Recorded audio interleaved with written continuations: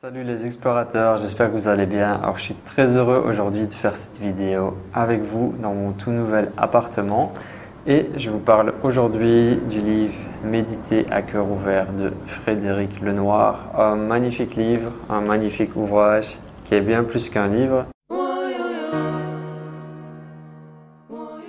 Si jamais tu apprécies mes partages sur la chaîne, j'imagine que tu connais déjà Frédéric Lenoir. C'est un philosophe, sociologue et un écrivain. Il a écrit plus de 50 livres.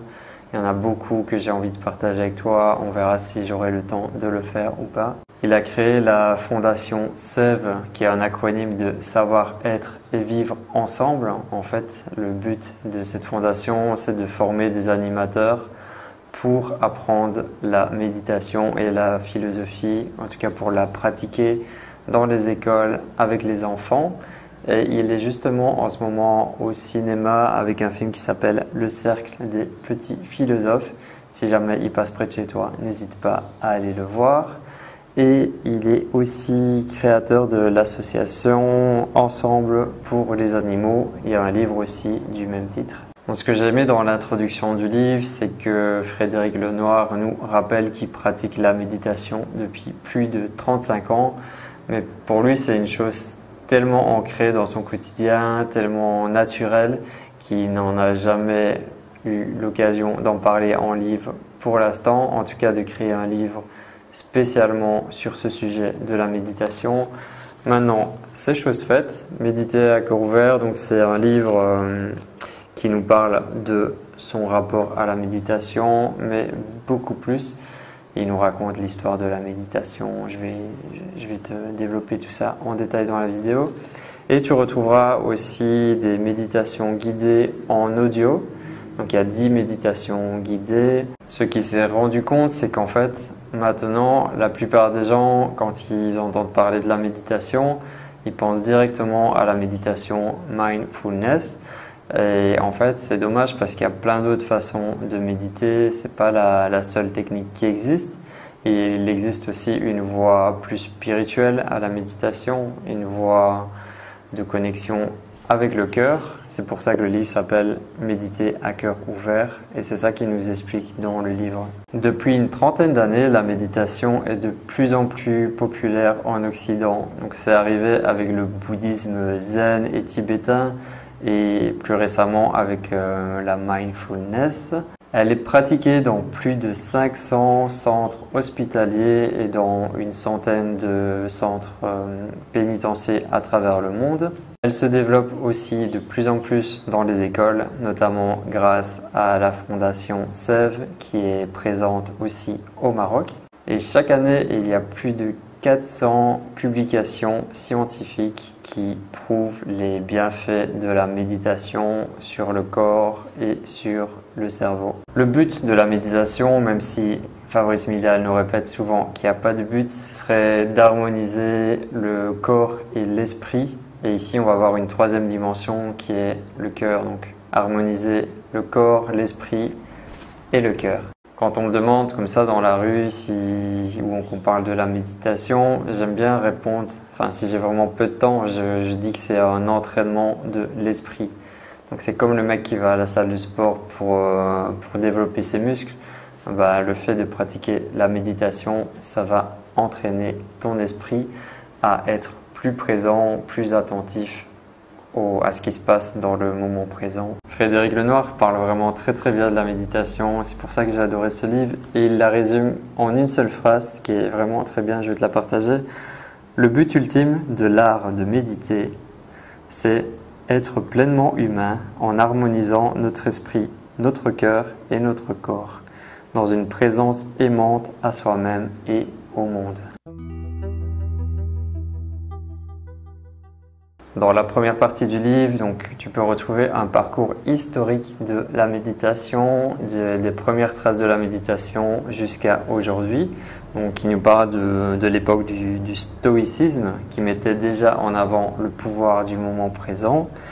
On passe par les écoles philosophiques de l'Antiquité aux religions monothéistes, jusqu'à l'Asie avec le yoga, le bouddhisme et plus récemment l'approche laïque de la méditation avec la mindfulness qui a été traduit en français par pleine conscience. Donc je le répète dans chacune de mes vidéos où je parle de méditation, je vais le faire encore une fois ici pour que ça puisse se partager. Et même Jon Kabat-Zinn, qui est le créateur de la mindfulness, il le rappelle dans ses livres que la méditation, il l'a appelée mindfulness et pas consciousness. Donc les Français l'ont traduit pleine conscience, mais en fait c'est pas vraiment ça. L'appellation qui serait la plus logique, ce serait la pleine présence ou la pleine attention. Donc c'est pour ça que dans mes vidéos, je te parle toujours de pleine présence. Et qu'est-ce que c'est que la pleine présence? Justement, tout est dans son titre, c'est d'être pleinement présent à ce qui se passe à l'intérieur de toi, dans ton corps, dans ton esprit, sans vouloir t'attacher ou t'identifier à ce qui se passe. Donc par exemple, tu vas avoir des pensées parce que ton mental, il ne s'arrête jamais de penser. Et les pensées qui vont arriver dans ton esprit, tu vas essayer de les laisser passer sans rentrer dedans, sans t'accrocher à elles. Pour l'image, c'est un petit peu comme si tu es dans un train et tu regardes à travers la fenêtre du train qui est en mouvement et tu vas voir un troupeau de vaches par exemple et l'image va passer, puis tu vas voir un champ, puis tu vas voir une voiture ou un tracteur et chaque fois le train va continuer d'avancer et toi tu vas continuer aussi ta route. Tu vas pas rester focalisé sur la vache que tu as vue au début, mais tu laisses passer les choses. Donc les images, les pensées, elles vont arriver dans ton esprit. Le truc c'est de simplement les accueillir et de pas rester bloqué là-dessus. Un élément clé de la méditation, c'est l'accueil.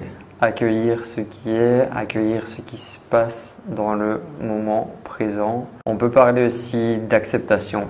Accepter, lâcher prise, tout ça c'est des termes qui veulent dire la même chose. Moi j'aime beaucoup la notion d'accueil de ce qui se passe, de ce qui est ici et maintenant.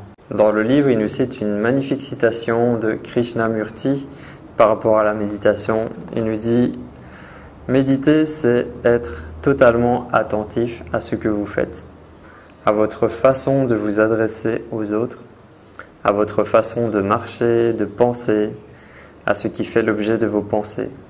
Prêtez attention à tout, cela fait partie intégrante de la méditation. » Voilà, on en revient à la pleine attention, la pleine présence. Méditer ne doit pas forcément se faire assis, c'est vrai que c'est souvent le cas, mais tu peux aussi le faire en mouvement, en marchant, c'est vraiment un état d'être.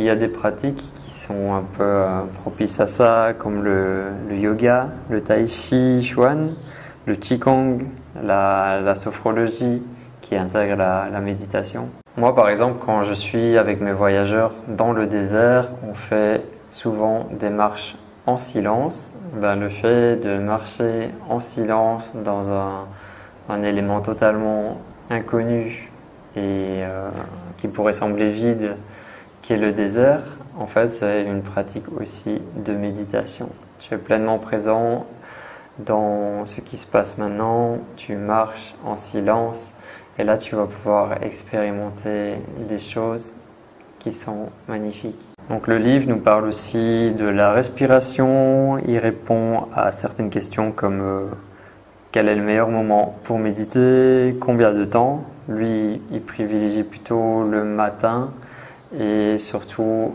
il parle qu'on peut méditer des petites périodes, mais de le faire régulièrement. En fait, c'est le fait d'être régulier qui va vraiment t'apporter un bénéfice plutôt que de méditer 1 heure par semaine et les autres jours de ne jamais méditer. Moi, par exemple, mon rapport avec la méditation, il a beaucoup évolué. Et là, ce que je fais, c'est que je médite 10 minutes chaque matin. Voilà, je n'ai pas envie de méditer plus pour l'instant. 10 minutes, c'est une durée qui me convient et qui me permet d'être pleinement présent, de faire le silence en tout début de journée et je l'intègre dans mon rituel matinal aussi. Chaque fois qu'on pratique quelque chose, on a toujours envie d'un résultat, mais avec la méditation, c'est un peu différent. C'est ça que Fabrice Midal explique souvent, c'est que il ne faut pas méditer en ayant un but derrière, en ayant envie de résultat, mais plutôt pour le fait d'être pleinement présent. Et il revient dans le livre de Frédéric, Fabrice Midal, il nous dit « La première question que l'on me pose chaque mercredi soir lorsque je présente publiquement la méditation est « À quoi cela sert-il » Or, le sens même de la méditation est de nous libérer de ce type de questions, et par là de cette dictature de l'utilité que nous subissons en permanence. Comme dire à quelqu'un que nous l'aimons, c'est comme la poésie, comme le fait de prendre soin d'une personne qui se sent mal. La méditation ne se comprend pas à partir de l'utilité, mais de l'humanité en nous. C'est cette dimension qui donne toute sa beauté et sa richesse à l'existence humaine. La méditation ouvre la possibilité d'un autre humanisme. C'est lui qu'il faut favoriser. Comme je te l'ai partagé dans l'introduction, donc avec ce livre, tu as aussi des méditations guidées que tu peux télécharger et il y a un CD qui accompagne le livre. Ces 10 méditations guidées sont vraiment très sympas, j'en ai expérimenté quelques-unes. Donc tous les textes sont écrits par Frédéric Lenoir et sont interprétés par lui. Et la musique, c'est Logos, qui est en fait Stephen Sicard. C'est vraiment des musiques magnifiques. Donc tu as 10 thèmes différents. Il y a un thème sur la présence, sur la reliance, sur la confiance, sur l'amour, sur le pardon. Voilà, je te laisserai découvrir tout ça. J'espère que tu as aimé cette petite vidéo. Lecture des livres et des mots. Je te mets le lien en description vers le livre de Frédéric Lenoir si tu veux consulter l'avis d'autres lecteurs ou pour le commander. Et je te renvoie vers la méditation guidée que j'ai créée qui s'appelle « Un retour à la pleine présence » qui va t'accompagner si tu as envie de pratiquer la méditation tout seul. En fait, cette méditation guidée, elle te fait un peu un résumé de qu'est-ce que c'est et elle t'aide à pouvoir pratiquer à tout moment dans ton quotidien. Merci d'avoir suivi jusqu'au bout. On se retrouvera très bientôt pour d'autres vidéos sur la chaîne. Prends soin de toi, partage l'amour. Peace. L'amour, c'est cette ouverture et ce rayonnement du cœur et de l'esprit qui me relie à tous les êtres vivants. C'est un amour universel, inconditionnel, qui commence par celui envers moi-même. C'est parce que je souhaite le meilleur pour moi que je peux souhaiter le meilleur pour autrui. C'est parce que je sais me pardonner que je sais pardonner aux autres. C'est parce que j'aime la vie que j'aime toute vie. Par la force de l'amour, je suis heureux du bonheur des autres, quel qu'il soit. L'amour est le meilleur ami de la joie, alors que l'envie et la haine, qui nous font nous réjouir du malheur d'autrui, en sont les pires ennemis. L'amour me fait grandir dans la joie, car je me réjouis de voir les autres croître et se réaliser.